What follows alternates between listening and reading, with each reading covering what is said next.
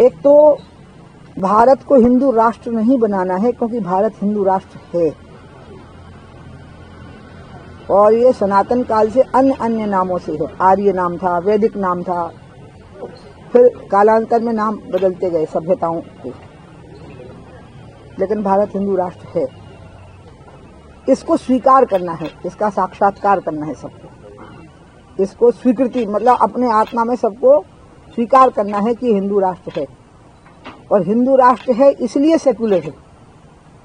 जब ये हिंदू राष्ट्र नहीं होगा तो सेकुलर नहीं होगा। जहां भी हिंदू अल्पसंख्यक हो गया है, वहां हिंदुस्तान में ही हमें ऐसे राज्य देखने को मिले हैं, वो संकट में आ गया।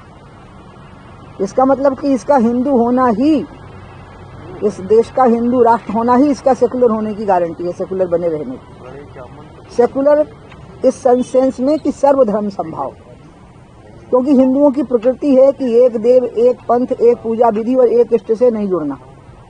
ये पहले से रही है, जब इस्लाम नहीं था तब भी, जब बौद्ध और जैन धर्म नहीं था तब भी, जब ईसाई धर्म नहीं था तब भी, स्वयं हिंदुओं में करोड़ों देवी देवताओं को पूजने की प्रकृति रही है, स्वभाव रहा है।